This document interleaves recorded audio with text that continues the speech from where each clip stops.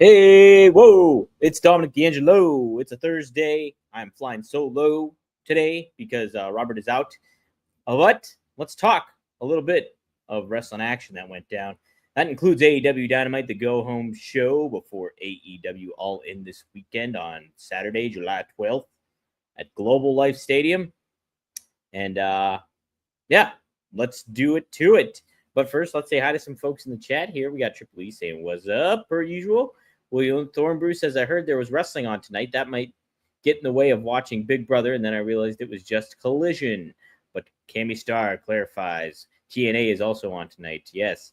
Some of the tapings still are coming from Pittsburgh. So I was actually at that show for TNA. So check it out. You probably won't see me.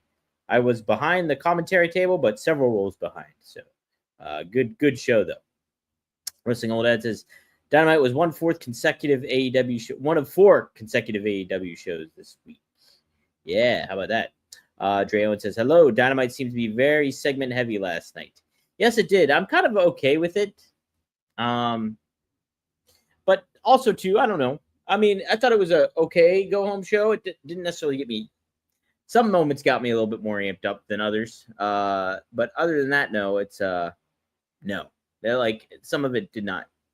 Kimmy was also there. She was because she was at the Saturday night taping, and that's tonight. So I won't be in that one. Kimmy might though. You might see her. Keep your eyes peeled. But yeah, let's talk about this Dynamite episode, hailing from Garland, Texas, and it kicks off with Mercedes Moné and Timeless Toni Storm. I like this. I don't think it was like wild, compelling, crazy, great television, but I do think it was good enough. And I think, it got Toni in the right. She's a star, man. Like, she's really just good at what she does. Just the simple thing of her, like, kicking off her heels while she's walking in the ring. It's cool stuff. And Mercedes, she gets criticized for her promos and stuff like that, but ultimately, she's got a presence about her. And I think she knows it, and she knows how to convey that a little bit too. So I think that dynamic between these two was good, and a good way to start the show off, to be honest. I mean, because it does put a highlight on your women's world title match, which you want to do. So I think that's important. And I do think it's kind of weird though that the only title on the line at All In is the AEW Women's World Championship. I would love it to have been title for title, make the stakes feel a little bit more hotter and higher. But especially, you got your top 2 women's stars in the ring right there. Devin Dowling said several days ago that this is the match he was looking forward to most of all out of all this wrestling weekend was Toni Storm versus Mercedes Moné. So I do think it would have been pretty cool to have both titles on the line. So I was kind of surprised to learn that it isn't. It's just one title. And that caught on my radar yesterday during the show with Justin Barrasso. So if you haven't checked that one out, check it out, because we do. I think we touch upon Dynamite a little bit, but ultimately we kind of do a little preview of Dynamite. And so it's a pretty evergreen for this week still.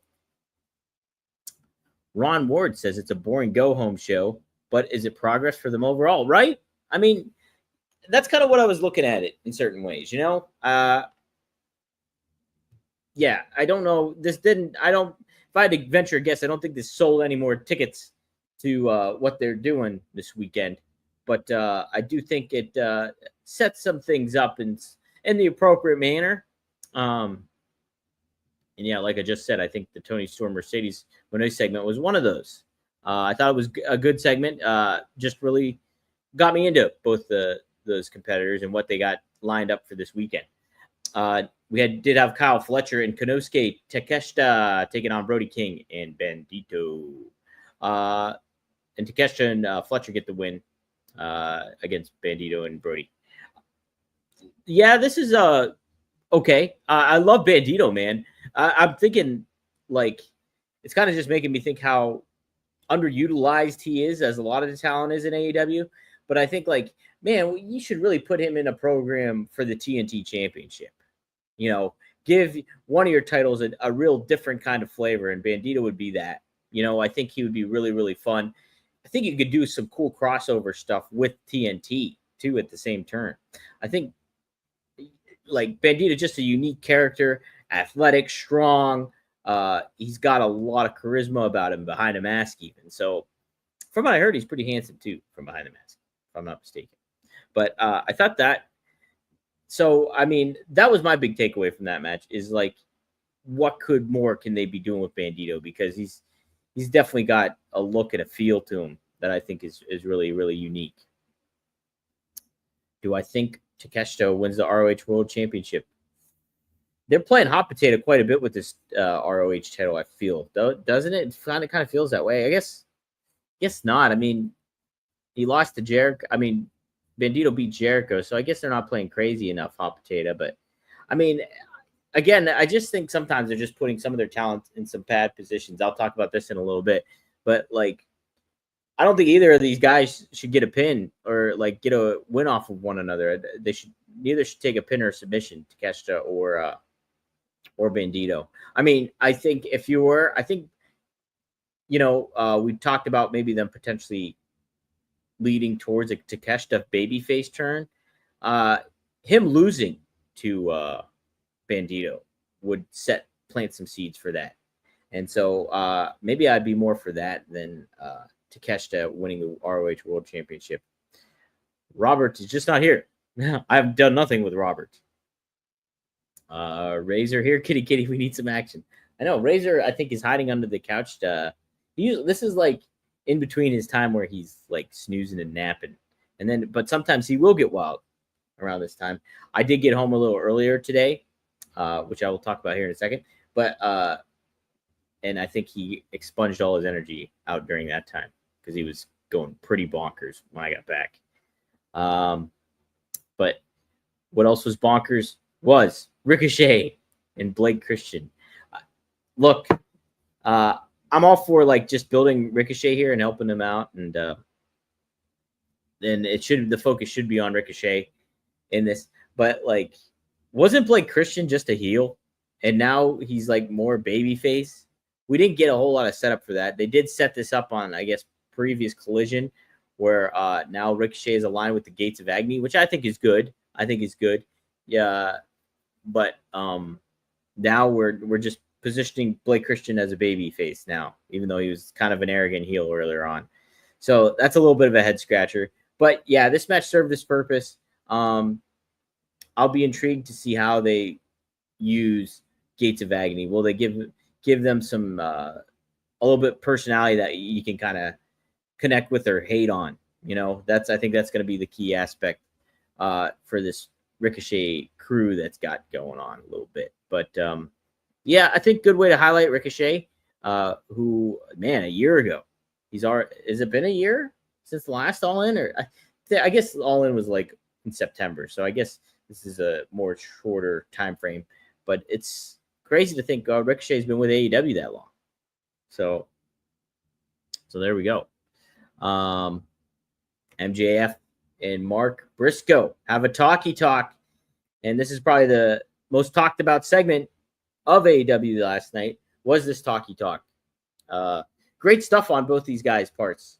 Mark Briscoe has so much charisma, connection with the fans. I thought he said some really smart stuff to MJF.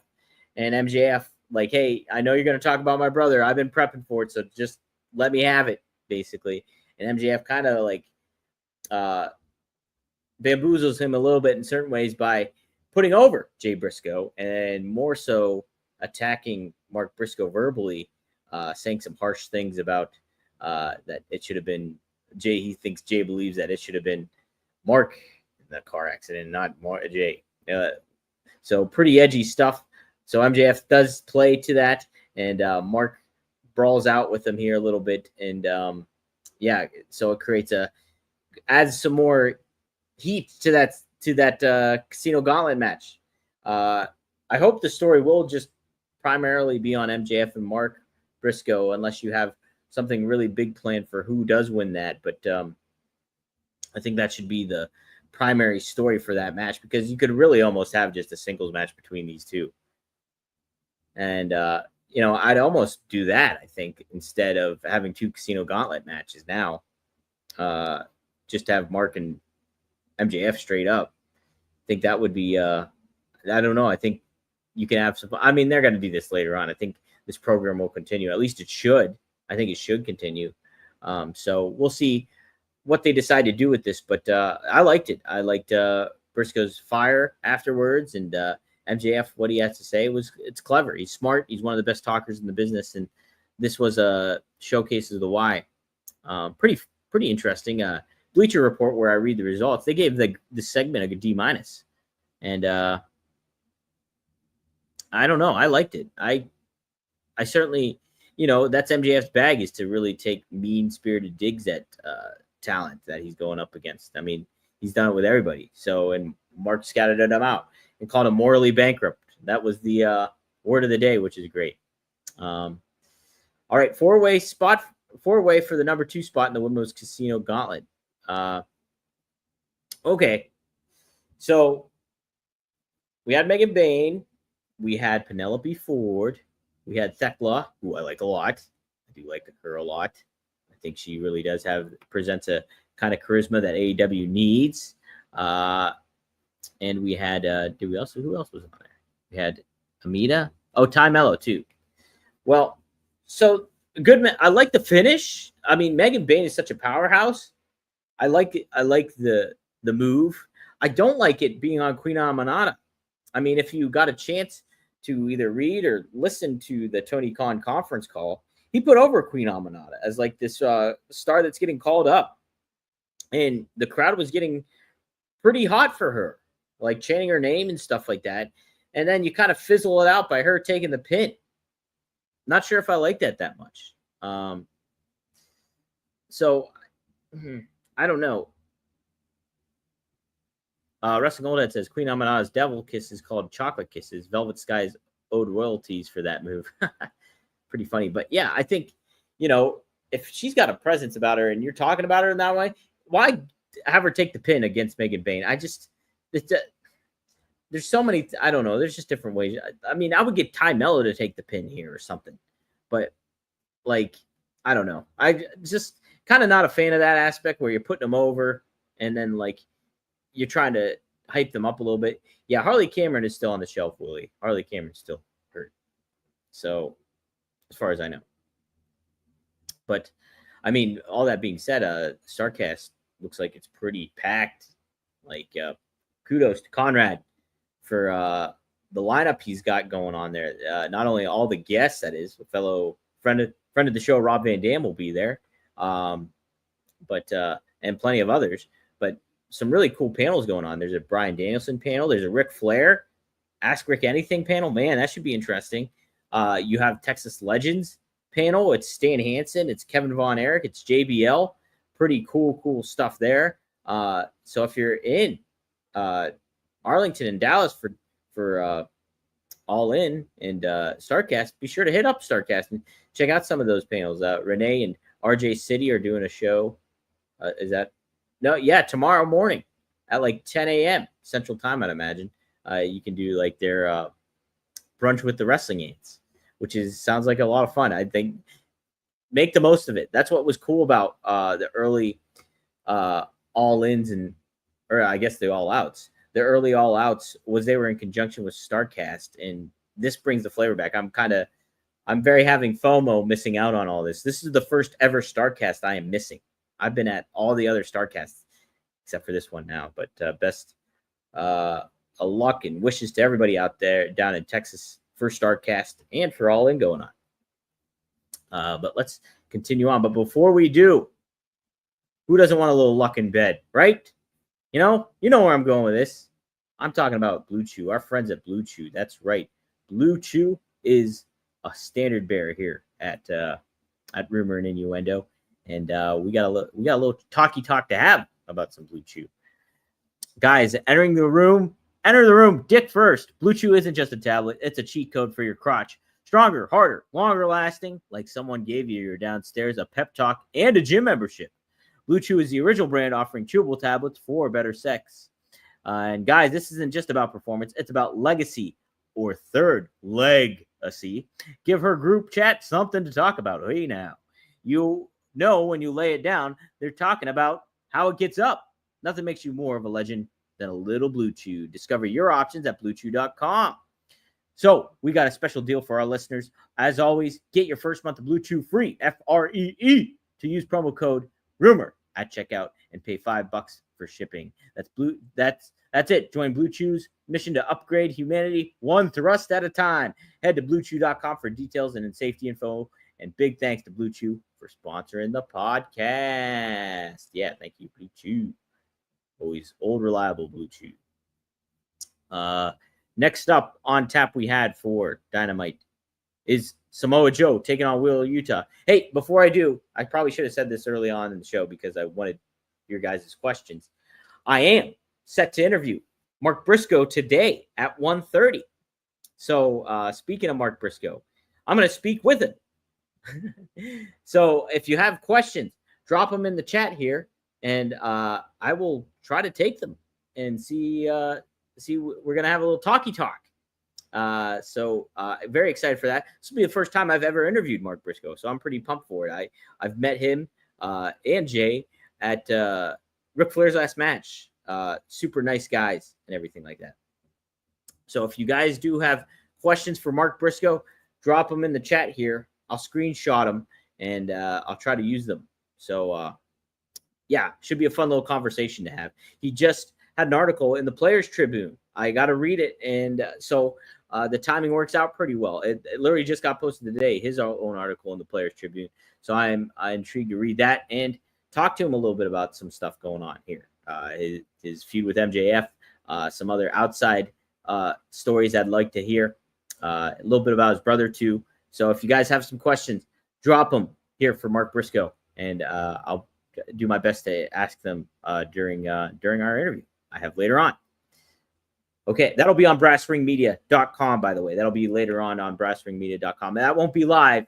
It'll be pre-recorded, but it'll get posted on brassringmedia.com. So be sure to keep your eyes peeled for that. And I'll be sure to plug it later on too. But yeah, if you got some questions, you guys get first dibs on questions here, besides a couple of my friends I asked.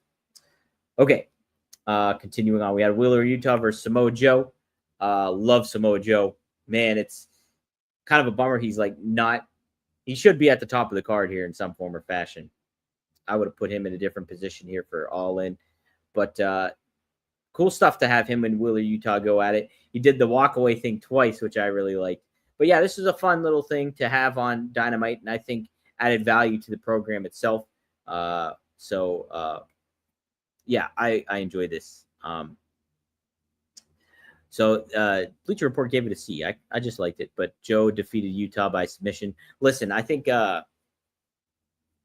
it's time to end the Death Riders. It really is. Let's get this over with. Let's make this it. I'm done.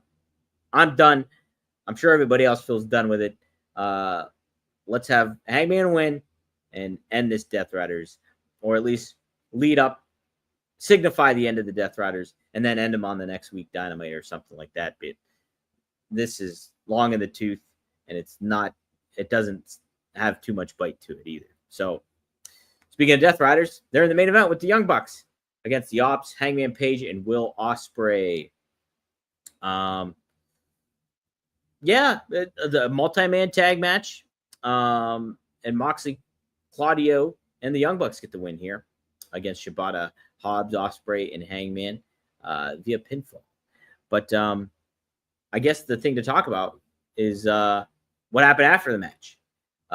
So Mox and the gang, they ganged up on Hangman and Ospreay. They isolated them and were ready to put plastic over their faces akin to Bryan Danielson until Swerve popped up on the screen. And here he had oh my gosh, what do they call this? The claw machine, the claw thingy. Construction claw. Well, he just straight up dropped the claw on top of the limo of the Young Bucks. And nothing like a good car spot. It's always classic in wrestling to destroy a fancy car or a limo. And that's what Swerve decided to do. And it stopped everybody from suffocating Hangman and Ospreay. So I guess it can kind of work out in some form or fashion. Gabe Kidd was a heavy involvement too, not just in the aftermath of this match, but he was involved in the aftermath of Samoa Joe and Wheeler Yuta. So, I mean, if you're getting Gabe Kidd and Samoa Joe, I kind of like that. I would, is he a champion of some sort in New Japan? Gabe Kidd. Let's see what he is, if he's anything right now. Is he the anything champion? He's also former. He's a global heavyweight champion. What is the global heavyweight championship? That's not the actual title, is it? No, that's Zack Sabre Jr. is the champ, right? Over in New Japan. Am I wrong? What championship is this? Yeah, no, this is old. This is a new title. This was made in 2023. Yeah, never mind. Don't put that on the line. Just have a match if you're gonna have a match with Joe. You don't need a global championship match here. I didn't even know this title existed. So no, don't do that. But I have Gabe Kidd versus Samoa Joe at All In. Don't put this title on the line. It doesn't mean anything. No offense, guys, but it doesn't mean anything. Yeah, I think. So yeah, this was the show. It was fine. I think it did the elements it was supposed to do, and getting most of you ready for the show. And hopefully, this will All In will close the book on some stories that kind of aren't there, and hopefully they'll build some stories that would be way more intriguing here. Yeah, that didn't look like a problem. It did look like an expensive segment. Yeah, I mean, if you're gonna do it, do it. Just crush a limo. Tony's got the money for it. Let's see. Excavator, is that what that is? It's an excavator? Thank you. I just called it the construction claw. Yeah, there's too many titles as it is. I wish I would have asked when I was on the call with Tony Khan. I asked about Mark Briscoe, but I kind of had a couple other questions after the fact that I wanted to. Well, a little bit before the fact too. One of the thoughts I was, hey Tony, do you think there's too many titles you have right now? I wish I kind of would have asked that, because there is. It made me realize after the fact when he told the story of Velvet Red getting injured, Red Velvet getting injured, that there's a ROH Women's TV Championship, and I think there's an ROH Women's Pure Championship as well. Am I mistaken on that? So that means three women's titles in ROH. That's too much. That's way too much. If that's the case, so I kind of wish I would have asked him that. Give him a chance to, I guess, defend it. Not those titles, but just the fact that he has so many titles. And then the other question I wanted to ask, and I wish I would have asked it in a certain manner, was, hey, we saw MJF show up on a different program, attacking Mystico, but he reunited with Alex Hammerstone. Is there a chance we could see Alex Hammerstone in AEW? I kind of wish I would have asked that. But next time. Maybe somebody that's there, whether it's a media cohort or maybe a fan during a panel. I don't know if Tony's on a panel or not. That's sarcasm, but yeah, we'll see how that pans out. Did you talk about that Mark Briscoe backstage promo? He channeled Delirious for real. Listen, I didn't catch that promo. I need to catch it. I saw the clip of it online, but people said that was a great promo. I got to watch it. So I will talk to him about that too later today.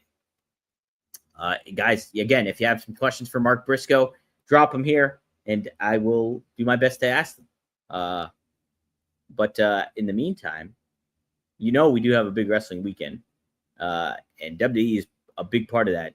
And so happens to be my bookie. Yes, my bookie is a good product here. This weekend, WWE runs it back with Saturday night's main event and Evolution, and my bookie has odds on every match. Gunther's a heavy favorite over Goldberg, but stranger things have happened in that ring.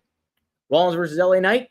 The crowd's behind Knight, but he's still a plus 350 underdog, with Seth being positioned as the main guy for the WWE. TNA's Jordan Grace is looking to shock JC Jane for the NXT title. If you've been watching, you already know where the value is hiding. At my bookie, you're not just betting winners, you're betting entrances, turns, shock wins, and getting paid when you read the story right. So if you're up on your wrestling acumen, you think you got what it takes, and you just want to have a little fun, sign up with code RUMOR, and we'll be back your first deposit. $100 gets you $50 extra. $200 gets you a Benjamin. What you do with it is up to you. And I think the minimum bet you can do is $45. So just lay $45 on, and I think you get half of that. So 2 shows, 1 weekend. Bet smart, cash in, only at MyBookie. Just head to mybookie.website and /join with Rumor to help support our show. Use promo code Rumor and have a little fun this weekend if you dare to. At MyBookie, mybookie.website /join with Rumor and promo code Rumor. Help you out and help us out. Thank you, MyBookie. All right. But overall, decent show. Tony says, even if you got to ask, it's not like you would admit there are too many titles. That's true. But get him on record as saying it. You know what I mean? Sometimes that in itself is okay. You know, a lot of the times, Tony's very nice. And it's, you know, I am critical of the AEW product, but there's no denying that Tony's a very nice person. Does that convey over to a wrestling promoter? No, not necessarily. People take advantage and do certain things, but at the same time, too, I think wrestlers do appreciate having a boss like that. And, you know, you can tell some of these wrestlers do appreciate what Tony has to do. But the same aspect is like, where do you got to draw a line at certain things and things like that as well. So it's a tough thing.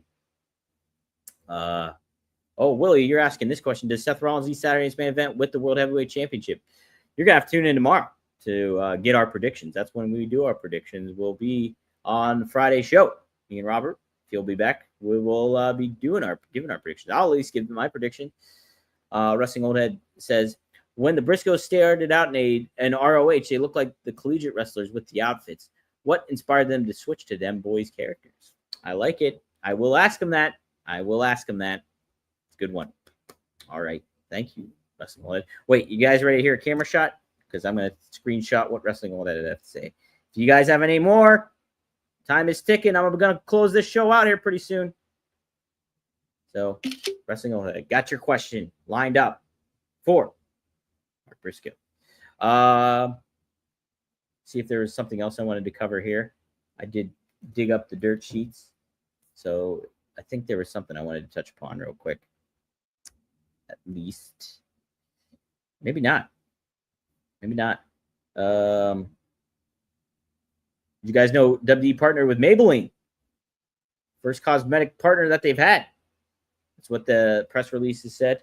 So, wow. It's Maybelline. I think, wasn't Brandy? Remember Brandy? Wasn't she one of the the spokeswomen for it? I think she was way back. It's not me, it's Maybelline. Is that the title? Either way, I don't know. I guess that'll do it for me. If you guys like what you're hearing, be sure to like, share, subscribe. We're live on the Rumor and Innuendo YouTube channel, the Oh You Didn't Know YouTube channel, and Ad Free Shows YouTube channel.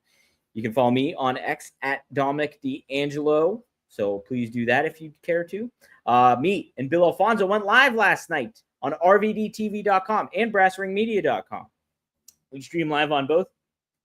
Some really fun discussion. Fonzie talks about Rick Rude, talks about the Sabu Memorial, RVD and Katie having twins.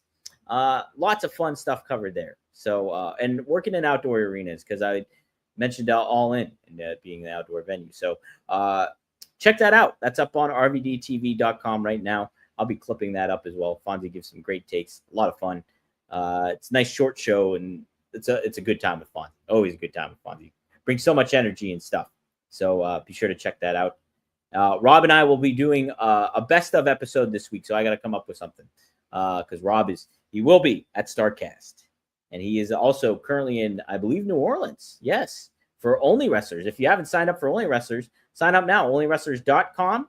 And you create an account and you pick which wrestlers you want to subscribe to. Some accounts are free, but others are paid for. And then if you subscribe to a certain wrestler, like an RVD or Katie Forbes, or I think if you subscribe to a wrestler that's on the card for Only Wrestlers, then you get to watch the pay-per-view for free.